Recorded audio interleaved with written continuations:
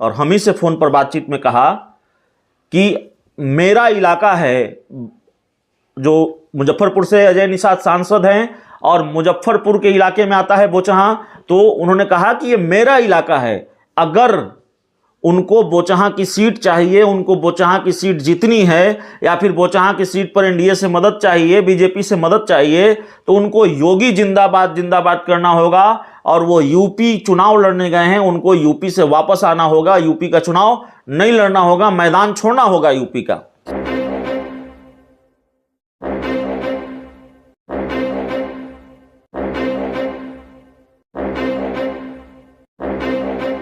नमस्कार, रात के 9 बजे हैं और एक बार फिर फ्लॉप शो लेकर हम आपके बीच हाजिर हैं। फ्लॉप शो की शुरुआत करेंगे उससे पहले एक अपील जो मैं रोज आप लोगों से करता हूं, खासकर फ्लॉप शो में, और अपील यह कि अगर आपको फ्लॉप शो को लेकर कोई शिकायत है, कोई सुझाव है, तो आप हमें या तो कमेंट बॉक्स में कमेंट कर सकते हैं या फिर आप हमें हमारे व्हाट्सएप नंबर पर सीधे लिख सकते हैं। हमारा व्हाट्सएप नंबर है 7004438121। एक और बात कि कुछ खबरों को लेकर दर्शकों की प्रतिक्रिया होती है कि ये फेक न्यूज़ है जो मैं दिखा रहा हूँ। इसको लेकर मैं एक ही बात आप लोगों से कहूँगा कि किसी भी खबर को लेकर हम बहुत मेहनत करते हैं, बहुत सारी जानकारियां जुटाते हैं, और चूंकि ज़्यादातर खबरें राजनीति की होती हैं, राजनीति में कब क्या हो जाए कहा नहीं जा सकता। दूसरी बात यह है कि मेरी राजनीतिक समझ, मैं बार बार ये कहता हूं कि मेरी जो राजनीतिक समझ है उस हिसाब से मैं खबरें दिखाता हूं, लेकिन कोई फेक न्यूज़ नहीं होता, जानकारी जुटाई जाती है। और जब आप पूरा वीडियो देखें, कि जब भी आपको लगे कि ये बिल्कुल फेक न्यूज़ है, आप उस पूरे वीडियो को देखेंगे तो आप समझ पाएंगे कि असल में वो वीडियो वो न्यूज़ फेक है या नहीं है। देखिए, आपने हम पर बहुत भरोसा किया है और हमारी खबरों पर आप भरोसा करते हैं, इसीलिए आपका प्यार, समर्थन और सहयोग हमें बहुत मिलता है। तो चलिए फ्लॉप शो की शुरुआत करते हैं। क्या बिहार की सरकार गिर जाएगी? ये सवाल लगातार बिहार के राजनीति के गलियारों में टहल रहा है। क्या बिहार में मध्यावधि चुनाव होगा? न सिर्फ ये सवाल है, बल्कि बिहार के कई राजनीतिक दलों और राजनेताओं की भविष्यवाणी है। चिराग पासवान, तेजस्वी यादव कहते रहे हैं, दूसरे राजनीतिक दलों के लोग, कांग्रेस के लोग भी कहते रहे हैं, और ये सवाल लगातार वाजिब क्यों हो रहा है? इस सवाल को और मजबूती क्यों मिल रही है? इन संकेतों को और मजबूती क्यों मिल रही है? बिहार में अब एक सीट पर उपचुनाव होना है, बोचहां की सीट।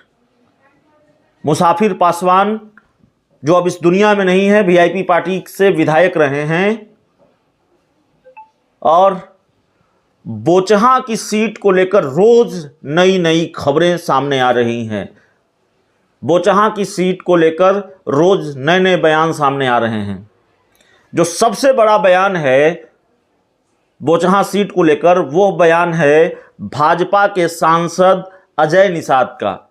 भाजपा सांसद अजय निषाद ने कहा है, और हम ही से फोन पर बातचीत में कहा, कि मेरा इलाका है, जो मुजफ्फरपुर से अजय निषाद सांसद हैं और मुजफ्फरपुर के इलाके में आता है बोचहां, तो उन्होंने कहा कि ये मेरा इलाका है, अगर उनको बोचहां की सीट चाहिए, उनको बोचहां की सीट जीतनी है, या फिर बोचहां की सीट पर एनडीए से मदद चाहिए, बीजेपी से मदद चाहिए, तो उनको योगी जिंदाबाद जिंदाबाद करना होगा। और वो यूपी चुनाव लड़ने गए हैं, उनको यूपी से वापस आना होगा, यूपी का चुनाव नहीं लड़ना होगा, मैदान छोड़ना होगा यूपी का। बदले में मुकेश सहनी का बयान आया कि अजय निषाद बीजेपी के कहने पर भोंक रहे हैं। कई कड़वे बयान उन्होंने दिए हैं।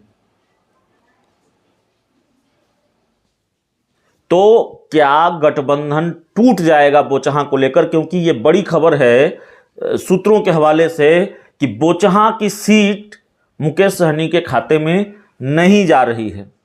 और सिर्फ सूत्रों के हवाले से नहीं, जब ये खबरें आई, जब कई जाने माने पत्रकारों ने, एक डिजिटल चैनल के बड़े पत्रकार हैं, उन्होंने जब ये बात कही, कई बड़े पत्रकारों से हमने भी बात की, और उन्होंने भी कहा, उन्होंने भी बताया कि संभवतः शायद ये होने जा रहा है।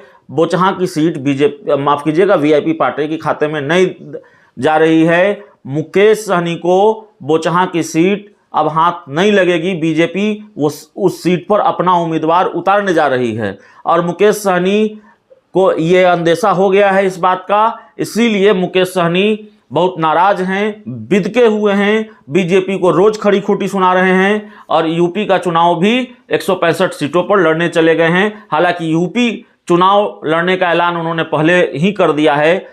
मुसाफिर पासवान के निधन, बोचहां सीट पर उपचुनाव से उनके यूपी चुनाव लड़ने के फैसले को लेकर कोई लेना देना नहीं है, कोई कनेक्शन नहीं है।